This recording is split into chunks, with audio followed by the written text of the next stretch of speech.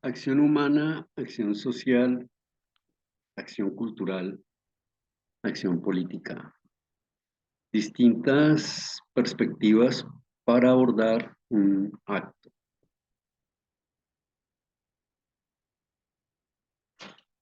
Nos planteamos que como uno de los elementos fuertes en la performance era la relación del cuerpo como su capacidad de hacer, como su hecho de estar habitado. No lo pensamos como una masa, como un cuerpo desde la cuestión físico-química, que afecta a lo que lo habita, pero lo que concibe, lo que lo habita, afecta al entorno. En ese sentido, llegamos a pensar que nosotros estamos dimensionados más allá de nuestra propia existencia, que hay una historia que nos antecede, que nos ha construido un marco y un modo de entender, y que el hecho de que nosotros entremos en un momento determinado del tiempo y en un lugar determinado de la geografía del espacio, nos genera una serie de connotaciones y condicionamientos con las que tenemos que lidiar toda la vida, ¿cierto? Entonces, esas relaciones de lo cultural que se le otorgan a lo social, que tienen que ver con su entorno y con su contexto, tienen unas implicaciones políticas en la medida en que se ponen en relación consigo mismo y con los demás. Entonces, esas son unas fuentes que han sido muy interesantes dentro del campo de la PER. Hay que decir de entrada, para seguir con este mismo artista, que hay una serie de condicionamientos que vienen desde unas concepciones antiguas y que han pasado a través de unos dispositivos muy complejos, como son la misma familia, la religión, la escuela, el Estado, la misma sociedad, ¿sí? Y esos condicionamientos de algún modo nos generan una hegemonización o un comportamiento cultural convencional determinado, condicionado, dentro del cual nosotros tenemos el juego de empezar a ubicar cuestiones particulares propias, ¿sí? Digamos, esa relación entre el sujeto y el socius, la masa, el colectivo, ¿no? Y cómo ese tipo de cosas empiezan a generarnos a nosotros unas condiciones de vida. Entonces, aquí me interesa mostrándoles a Lorena Wolfer. Y algo que es muy particular y es la idea reciente, no sé qué tan reciente, tantos años, pero digamos si es reciente, eh, de la aparición de esta concepción de las micropolíticas, de cómo las macropolíticas han regido a la humanidad durante mucho tiempo en todos los procesos de coloniaje y cómo empiezan a aparecer una serie de posturas que no son menores, que no son micro, pero que se les dice micro por esa visión, digamos, como de tener un parámetro específico muy acotado. De ella me interesa su condición femenina, por un lado como la idea de cómo debe ser el cuerpo lo femenino, los roles de lo femenino, y me interesa también su activismo, porque ella hace dos cosas que me es particular. Uno, que sí hace un trabajo etnográfico en la medida en que no es que se asiente en un territorio por mucho tiempo para hacer una etnografía, sino que su territorio es un tipo de población con la que trabaja continuamente, ¿sí?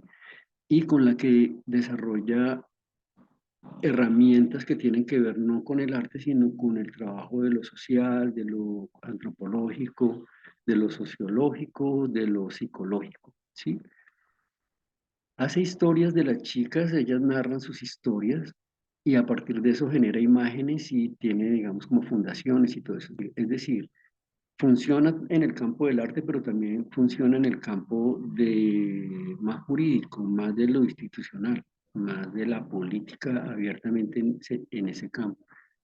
Entendido como esa onda de lo de las leyes, ¿sí? No como la política en el sentido de Hannah Arendt de que política es todo lo que afecta a un otro, que es una visión muy abierta sobre lo político, sino político en el sentido esto un poco como de lo de la legislación sobre el comportamiento del colectivo, ¿sí?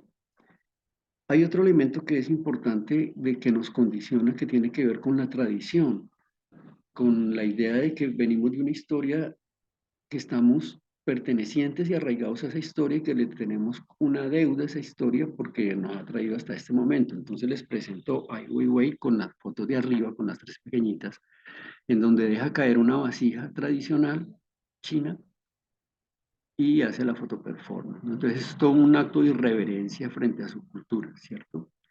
Pero me interesa ponerla en relación con la foto de abajo, que es en donde él se apropia de una fotografía de un niño que muere en estos pasos de migrantes de África hacia Europa, ¿sí? Y entonces esa foto del niño que muere se vuelve muy viral y él va y hace la misma fotografía y la pone en circular. Entonces aparecen unos cuestionamientos muy interesantes sobre la pertinencia, sobre la ética, sobre los circuitos culturales como entes de comunicación y de asentamiento de entendimientos, pero a la vez de circulación de objetos que ganan un valor de mercado, ¿sí? Entonces, siempre el arte político se le señala, digamos, un poco de eso, ¿no? Como de vivir del pobre, vivir del muerto, ¿sí? Pero también yo creo que han habido casos, como por ejemplo ese artista que decía que había dejado morir un perro en una galería, que resultó no ser cierto, ¿no? Pero digamos, se hacen preguntas muy allí, como digamos, sobre la pertinencia, el derecho a hablar de algo y la ética con lo que usted hace cuando habla de algo. Les muestro a Francis Alice, que es un artista europeo que se forma en México y trabaja en México. Y aquí lo que me interesa de él un poco es precisamente esa idea de dislocación, de que no pertenece, que no nace ahí, pero que sí lo afecta. Hay una cosa bien particular con Ciudad de México y es que hay mucha gente que nos sentimos que somos de México, que no nacimos en México y que nos dice, se les dice chilangos, ¿sí? Pero pasa por lo que es una metrópoli tan gigante. Pero más allá de esa connotación que tiene esta ciudad, lo que es interesante es, digamos, la idea como de deber y derecho, en el sentido de que mi cuerpo aparece en este tiempo, espacio, en esta época, en este momento histórico, y que debe responder a ese momento histórico, a este tiempo, a esa época, ¿sí? Y en el Zócalo de la Ciudad de México se basan las personas y ponen esos letreritos ofreciendo sus trabajos, entonces él pone este de turista, ¿sí? Hace esta pieza en donde coge este bloque de hielo y lo arrastra por la ciudad hasta que el bloque se desintegra.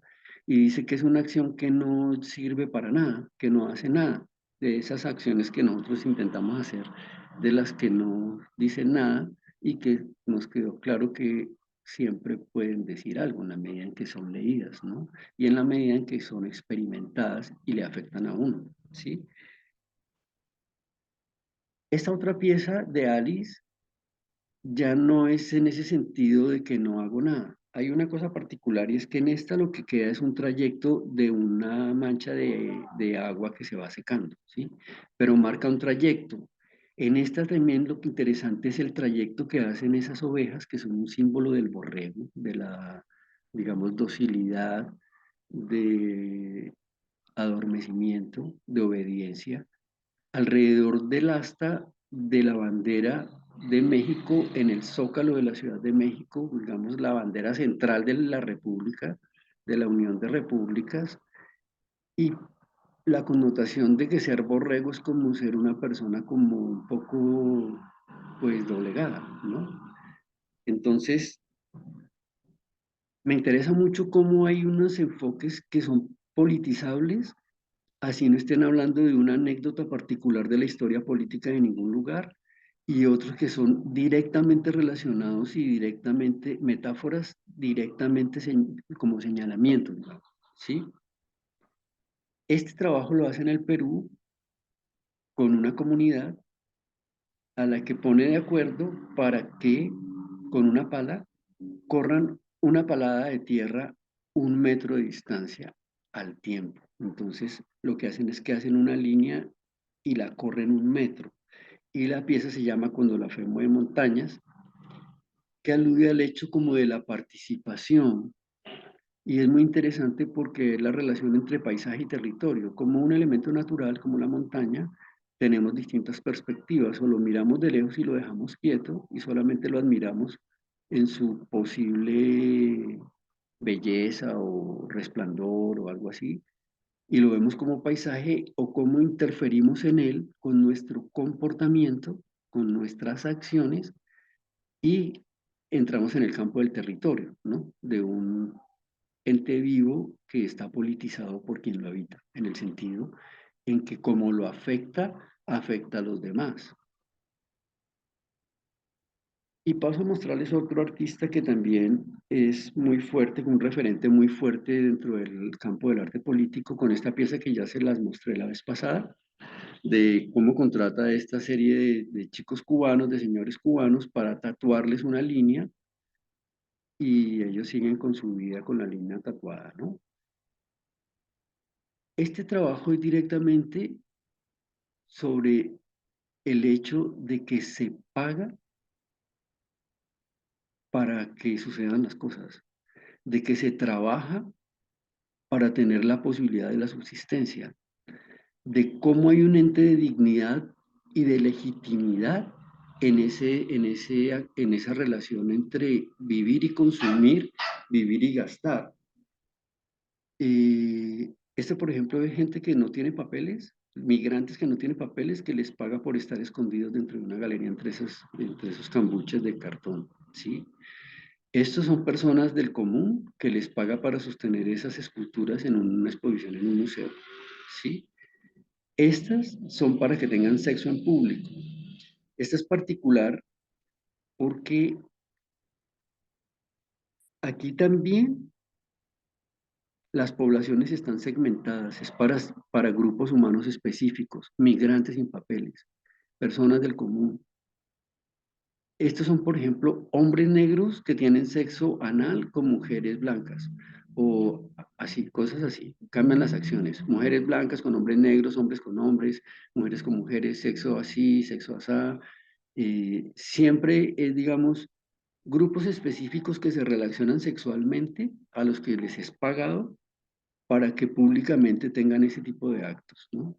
Entonces, es interesante cómo se va descubriendo los aspectos de lo íntimo que afectan lo colectivo, no solo en las cosas particulares, eróticas, afectivas, amorosas del cuerpo, sino también en sus roles sociales y en la relación en que uno se pregunta y dice qué hace. Entonces, estos son obreros que se les paga para que vayan haciendo una zanja y se vayan enterrando hasta que quedan bajo tierra. Estas piezas, esto, por ejemplo, esto no, esto, por ejemplo, esto de enterrarse, son ciertos como arquetipos o digamos como arquetipos que se han hecho tanto que se vuelven estereotipos en el campo de la performance. Hay cientos de artistas que se han cortado, que se han rayado, que se han chuzado, que se han escrito, que se han enterrado, que se han echado, todo ese tipo de cosas se vuelve como un lugar común que a veces se vuelve sin potencia. Hay que decir que todas las pinturas se hacen a colores y que depende cómo usted maneje los colores, los materiales, las composiciones y los contextos, usted puede derivar una visión propia desde la cual puede hablar en el campo del arte. Es decir, que no es tan fácil como que todo hombre es un artista. Todo hombre tiene la posibilidad de serlo en la medida en que puede llegar a hacer sincronicidad en todos los campos, ¿no? Y esta pieza en donde le paga a veteranos de guerra para que se paren frente a la pared, que es un castigo que se usaba mucho en las escuelas. No sé si en todas partes del mundo. Parece ser que es una tradición española porque Sierra es español. Y en América Latina pasaba mucho, ya no, afortunadamente, que a los niños en las escuelas los maltrataban muchísimo, ¿no? El bullying era pues como lo normal en las relaciones de poder, ¿no? De profesores y estudiantes, de padres, estudiantes, profesores, directivas, el alcalde, el cura, todos los que incidían con la escuela, ¿no? Son campos de poder que precisamente ese es el tipo de colonización que se está requiriendo, ¿sí? Dejar esas prácticas de ver al cuerpo como un ente que puede ser sujeto de alteraciones y de violencia y afectaciones no permitidas, no consensuadas, porque por el otro lado está el hecho de reivindicar ese tipo de acciones, gente que le encanta que le hagan cosas, ¿sí? Entonces, aparece una relación muy interesante aquí entre acto cotidiano, acto artístico, condiciones del cuerpo, relaciones sociales, culturales, condiciones económicas y entendimientos políticos. Les presento a Tania Bruguera, que les presento, yo sé que todos ustedes la conocen seguramente. Esta pieza la hace en Bogotá, yo estuve esa vez. En la mesa estaba unos familiares de víctimas del conflicto armado en Colombia, un exguerrillero y estaba invitado un ex paramilitar que no llegó porque le dio miedo porque era en la Universidad Nacional. El evento lo hacía el Instituto Hemisférico de Política, de Performance y Política, que es una universidad norteamericana en Nueva York que tiene este evento, ¿no? Y ella, mientras se suponía que ellos estaban hablando del conflicto en Colombia, puso a circular esa bandeja con líneas de cocaína. Y ella armó todo un escándalo de que esa era la realidad colombiana. A mí personalmente, personalmente, yo digo que son una pieza llena de estereotipos. En la Universidad Nacional de Colombia cada rato se reúnen familiares de desaparecidos de la guerra. O sea, mucho las universidades públicas ha sido el lugar en donde la guerra ha podido tener un lugar de manifestación y de escucha y de organización, en las de derecha y en las de izquierda, ¿sí? Que la cocaína tiene que ver con la guerra en Colombia, pues sí, eso lo sabemos todos. Que la pérdida de ideología de la lucha armada y de las revoluciones en Colombia, pues fueron alteradas en el momento en que los grupos guerrilleros empezaron a hacerle la seguridad a los grupos narcotraficantes y después se dieron cuenta que podían quedarse con el negocio y después los narcotraficantes se dieron cuenta que ellos también podían tener sus ejércitos y luego se dieron cuenta que el Estado era alguien que podía participar y también ganar y después se dieron cuenta que no era solo la participación en el narcotráfico, sino que todos los entes del Estado podían ser sujetos de ser administrados por sus mafias. Entonces, esto es como un grito a voces, que es interesante que ella lo muestre,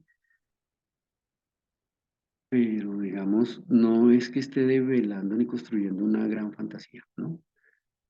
Esto es sobre su propio territorio, sobre Cuba, en donde hace una tribuna para que la gente se pueda expresar a partir de que en Cuba hay una censura gigante, que el régimen que fue libertario se vuelve un poco dictatorio, un poco no, no me voy a poner medidas porque no quiero juzgar, sino que el vestigio muestra que eso es a lo que quiero ir yo. La historia y la realidad es un vestigio que muestra cosas en donde el artista puede interferir con actos y cómo los actos que el artista o el ciudadano haga respecto a su propia historia o su propio trayecto individual y colectivo hace afectaciones al devenir y a lo que sigue en esa narrativa y en esa historia. Entonces es muy interesante en el sentido en que el artista aquí hace como de arqueólogo, hace como historiador, hace como de creador artista, tiene que ver con algo muy fuerte, que un entendimiento desde la psicología, desde la psiquis, desde la sociología, desde el espíritu, desde las teologías, desde los conflictos sociales, desde la ciencia, desde las explicaciones de que está lo cuántico y X, Y, Z. Es decir, la realidad ahora se ve de una cantidad de niveles mucho más complejos que realmente la capa negra que se estaba colocando el artista de la primera imagen es bastante densa, no solo desde la historia propia, sino desde la globalización y desde la comunicación, ¿no? Allí como el artista político juega. Esta es una pieza también de Tania en donde ella coloca esa arma y hace un juego tradicional que le llamábamos aquí en Colombia la ruleta rusa, yo no sé cómo la llaman en otros sitios, en donde se dejaba una bala en el tambor del revólver y se ponía a circular el tambor a ver si por la suerte le daba el tiro o no.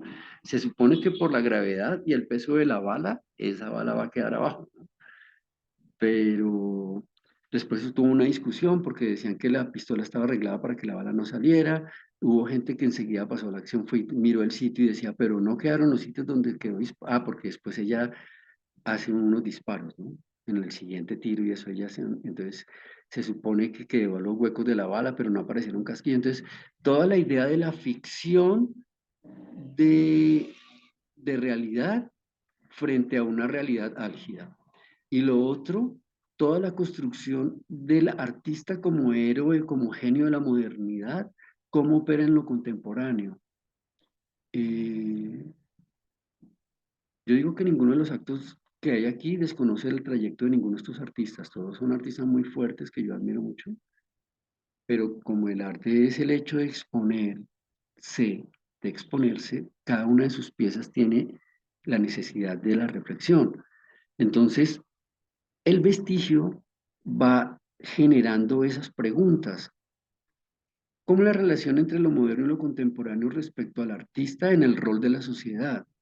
Ya es un investigador, siempre lo ha sido, es un hacedor, es un creador, es un constructor, o ahora manda a hacer las cosas, se apropia, señala, construye un espectáculo o muestra una realidad álgida, ¿sí? Entonces es una cosa muy interesante porque si bien a los artistas nos cabe esa pregunta, a la sociedad en pleno le cabe esa pregunta. ¿Hasta dónde ha hecho un espectáculo de su cotidianidad? ¿Hasta dónde es un suicidio vivir una vida completamente dedicada, digamos, como al consumo, a la lucha de una nueva era y todos esos cuestionamientos que nos generan en la contemporaneidad, ¿no? Esta es otra pieza de ella que la hace en Londres, en el espacio ese gigantesco de la Tate, en donde coloca estos soldados que cuidan esos monumentos ingleses que tienen que ver con la tradición colonial del reino y los coloca para que, digamos, azaren al público que entra a ver la exposición, ¿sí? Me quiero ir ahora a otra chica, otra señora que se llama Teresa Margoles, mexicana, que trabaja sobre el cadáver, sobre el muerto, sobre el asco, sobre el fetiche de lo que ya no está, sobre lo efímero. Entonces, esta pieza son esos vaporizadores en donde ha colocado agua que recoge en lugares donde preparan los cadáveres, donde los entierran y eso, donde hacen las autopsias, entonces coge el agua de las autopsias y las coloca en esto y las pone a vaporizar. Entonces uno entra y encuentra cosas como estas, como esas burbujas en el espacio, y cuando lee la ficha técnica, pues eso es todo agua de lavado de cadáver, ¿no? Entonces ahí hay una cosa como sobre la presencia del muerto como ente espiritual o la ausencia del muerto como ente espiritual. La presencia de la materialidad habitada o no por ese ente espiritual, o sea, la materialidad como cadáver, como desecho, como putrefacción, ¿sí? Y las relaciones que generan con el espectador o con la persona. Entonces ella ha hecho murales con grasa humana, saca de cadáveres, con montones de cosas y la relación de eso con el ente violento. De las primeras piezas que hace Margoles es cuando pertenece a CEMEFO, a un colectivo, y enterraban cadáveres, no, eso no se dice enterrar, encriptaban cadáveres dentro de estos bloques de concreto, ¿sí? Entonces, dentro de esas esculturas hay cadáveres, les donaron un cadáver de un niño y es como la pieza más conocida de ellos, en donde está ese cuerpo de ese niño reposado dentro de esa pieza, ¿sí? Después ella hace otras piezas más con lo social y hace esta pieza que es una casa que está en la frontera de un lugar abandonado, que no son casas pobres ni de campesinas, sino es un barrio así como bastante bonito, de clase media, que es abandonado en la frontera por lo violento del lugar, pero también por el hecho del sueño de irse a Estados Unidos, al sueño americano. Y entonces ella compra una casa de esas, la destruye y el material lo pulveriza y después dentro de un museo empiezan a construir esta pared, esta frontera. Y la acción es que todos los días va una persona distinta que no conoce a ni la que va al día anterior ni a la que va al día siguiente y con una palita, con una chita, con una herramienta, va derruyendo esa pared hasta que la convierte en un desierto. en el desierto que es de frontera con México, Estados Unidos, ¿no? Entonces es una acción que dura como no sé cuántos meses, como, como 6 meses, 4 meses en el mar, y que tiene que ver con ese, y a mí me interesa mucho por el hecho social, pero me interesa mucho por el hecho escultórico, porque la performance, como yo soy tradicional en la performance, yo digo que la categoría de la performance art dentro del campo de las artes plásticas deviene del entendimiento sobre el objeto escultórico y sobre el poder del decir del objeto escultórico y de la relación con el tipo de vida que tiene quien lo hace, ¿sí? Entonces, como digamos, ahí es donde yo conecto, en este momento, de pronto me puedo desmentir después, pero en este momento puedo relacionar cómo si tiene que ver lo que yo propongo como artista con la consecuencia de lo que yo vivo como persona. Porque si lo que yo quiero es presentarme, no, no admito dentro de la performance la representación, porque yo, por ejemplo, soy un artista que hace representaciones, yo dibujo, pinto, ¿sí? Hago escultura. Pero digamos, como soy consciente que allí no hay representación y me presento por lo que pienso, pues en mi vida común y corriente, pues eso es lo que yo busco. Entonces, no puede ser que yo me diga soy activista, pero en mi vida cotidiana no soy tan chévere como las cosas que yo estoy promulgando, ¿no? Y viceversa, ¿no? Entonces, es muy clave en este tipo de planteamientos del arte contemporáneo respecto a lo social o político. Voy a mostrarles, espero que no vaya tan largo este video, voy a mostrarles este último artista o dos más. Paulo Nazaret es un brasilero que trabaja sobre la imagen de sí mismo y sobre el hecho de la migración y lo de la pertenencia. Entonces, esta pieza en la que se va caminando desde Belo Horizonte hasta Estados Unidos, hasta Nueva York, sin lavarse los pies y caminando, pues en autostop. A veces irá en carro, pero digamos, no toma un avión que se va, sino que se va por el camino y lleva estos letreros que él hace sobre cajas de cartón y cartoncitos así bastante humildes.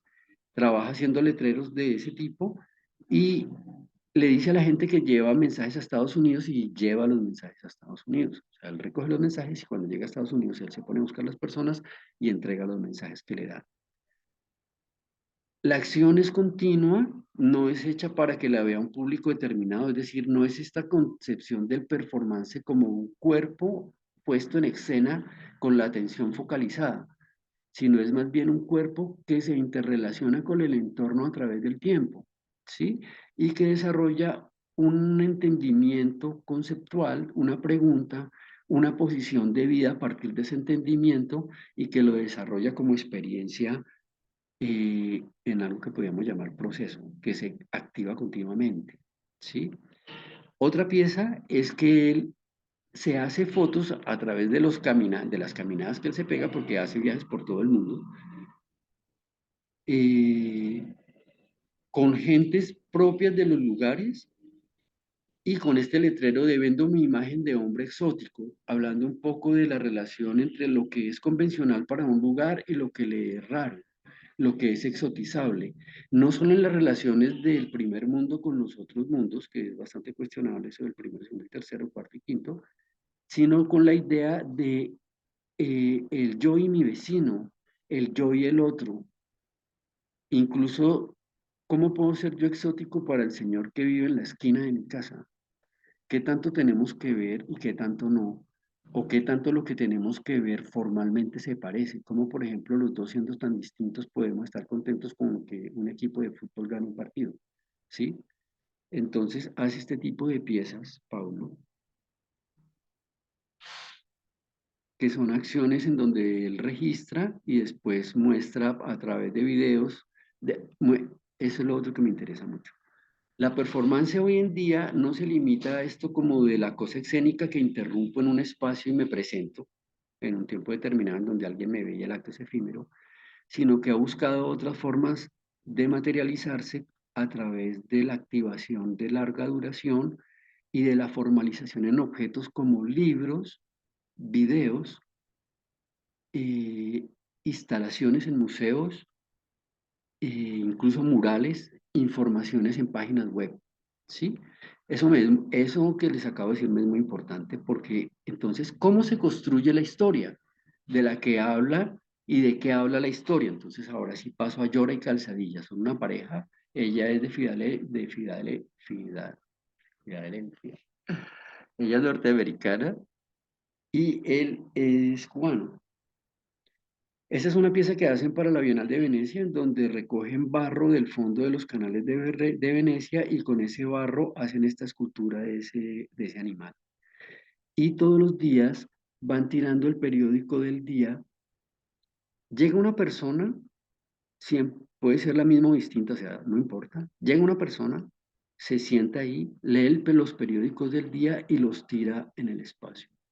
Entonces se va, digamos, haciendo una sumatoria de los vestigios de la historia a partir de la sedimentación de lo que va quedando en el territorio geográfico de ese lugar, como es el barro de ese canal, con una acción cotidiana como leer la prensa en el campo del arte como es una bienal y una galería. Entonces hace todos esos entrecruzamientos, ¿sí? Hay otras piezas que son más radicales en cuanto a la historia, digamos, social, sin ponerle ese revestimiento del campo del arte. Este me interesa mostrar de primeras esta porque vuelvo al hecho. ¿Cómo es enunciado el axioma? ¿Cómo es que se hace la enunciación? ¿Qué incidencia política tiene? ¿Y cuál es el escenario en el que se hace? Si es la plaza pública, el museo, la iglesia, la familia, las redes sociales, ¿sí? Entonces, mire, esta pieza es de ellos, que es para salir de Cuba. Entonces cogen una mesa y le ponen un motor y hacen todo el viaje para salir de la isla, sobre los balseros, ¿sí? En ambos hay un viaje, hay un tránsito en el tiempo. En ambos hay agua, en el canal y en el mar. En ambos hay una relación de poder en cuanto a cuáles son los escenarios de legitimación del arte o de la política o de la vida o de la economía. ¿Sí? En ese sentido de la legitimación, les presento a Rosenberg Sandoval con esta pieza que se llama Mugre, en donde él lleva a una persona indigente que él conoce. Rosenberg es una persona que ha sido muy humilde y ha vivido en lugares muy humildes. Y él es una persona muy humilde. Entonces, no es que él sea una persona rica que va y contrata a un indigente, un habitante de calle, y lo lleve al museo a volverle un espectáculo como le han señalado. Realmente él lleva a una persona con la que él comparte en su cotidianidad tranquilamente, gente con la que para él no le es extraña, y lo restriega en el museo haciendo un dibujo sobre una pared del museo y sobre un panel de un museo, que son dos elementos museográficos estereotipados de la idea del museo como vitrina, como ente de legitimación de discursos, como ente de enunciación de la historia, como ente de presentación de la verdad, de la realidad, de la cultura, del cómo somos, de lo que es demostrar y de lo que no es impresentable, sino que al contrario es de lo que podemos mostrar de nosotros mismos, ¿sí? Entonces, ese cuestionamiento del choque político, cultural, económico, social, es muy interesante en el trabajo de Rosenberg, ¿no? Esto lo hace con estas botas que en Colombia, en México quizá también, lo digo por Patricia, pero en Colombia las botas de caucho han sido símbolo de los ejércitos no legales, los ejércitos legales, el ejército del Estado de la República, de la Nación, lleva botas de cuero. Los ejércitos ilegales, las guerrillas y los paramilitares han llevado este tipo de botas que son incluso más prácticas porque no se mojan, ¿sí? Entonces él talla una de esas botas y hace ese zapato que es estereotipo de los zapatos que utilizan las niñas en los colegios, de primaria, preescolar y primaria, hasta secundaria, yo creo, ¿no? La prepa, ¿sí? Entonces camina sobre este borde de la carretera, que es un límite como entre el paisaje y la civilización, y con la bota de la guerra se mete al campo y con el zapato se mete a la carretera, con el zapato de la educación se mete a la carretera y hace esa acción. Que no son hechas, la registra y muestra los videos y las fotos, pero no son hechas para un público que me viene a ver como espectáculo. no me les presento como... Hay un elemento del teatro que es muy importante aquí, no es que sea menor ni que sea menos ni sea más el teatro ni nada, ambos son grandiosos, sino que son distintos. El teatro tiene una cualidad y es que sobrepone sobre el tiempo real un tiempo de ficción, un tiempo otro. Es decir, dentro de una hora de mi obra de teatro, yo puedo hacer que pasen 15 siglos de la historia de la humanidad y contar una narración de esos 15 siglos. En la performance sucede en tiempo real. No hay campo, si dura una hora, es de una hora. Puede que usted hable de otros tiempos y de otras historias, pero el tiempo de la pieza es de una hora, ¿sí? Es irrepetible. Y las cosas históricas y de otros tiempos que usted coloca son referentes que empiezan a transcurrir en este tiempo real. Es decir, esa bota no es de la violencia en Colombia, esa bota es de la que con él camina durante esa hora, ¿sí? O 10 minutos, lo que sea, digamos, ¿sí? Les muestro esta otra pieza de Rosenberg, que también él es muy cercano a Semefo, también en los 80s, 90s. Ellos son de finales de los 80s, inicios de los 90, ¿no?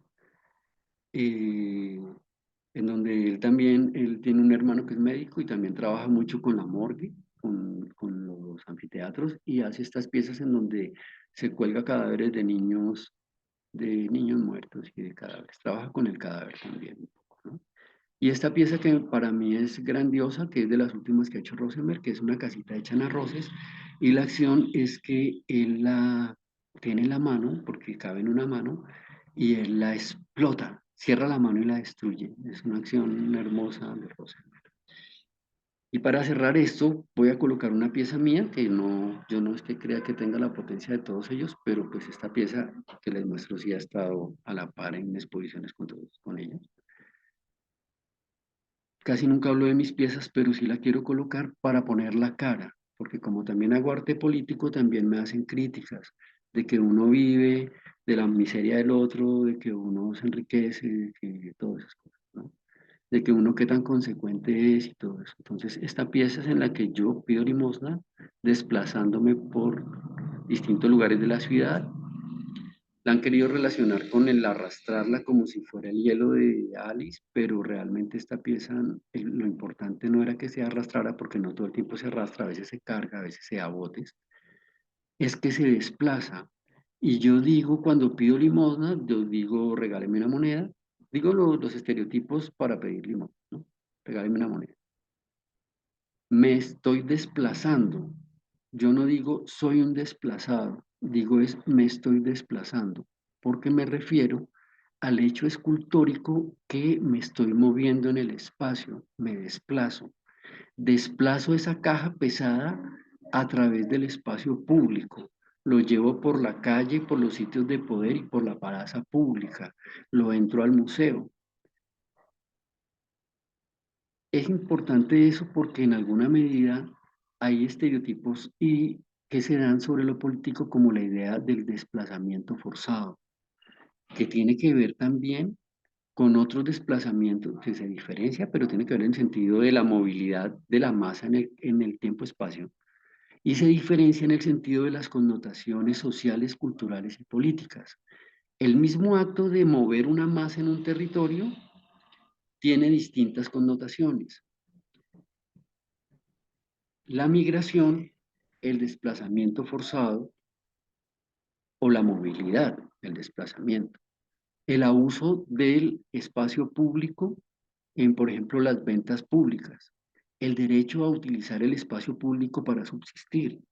Todo ese tipo de juegos de relaciones que por un lado tienen cierta convención, que es lo que llamamos el campo de lo performático, el comportamiento cultural, tiene implicaciones cíclicas, que es lo que llamamos performance art, tiene connotaciones de movilidad funcionales, que es los acondicionamientos del entorno para las medidas del cuerpo y lo antropocéntrico del entorno, ¿sí?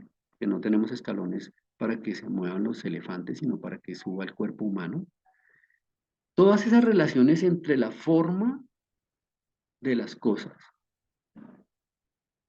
las implicaciones de lo que nos hablan, las implicaciones de las cargas que traen desde lo que les ha sucedido antes y las potencias que tienen para poder proyectar en lo personal y en lo colectivo.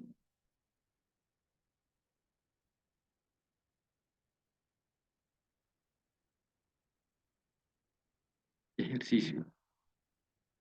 Por favor, a partir de las anotaciones que hicieron durante que vieron este video,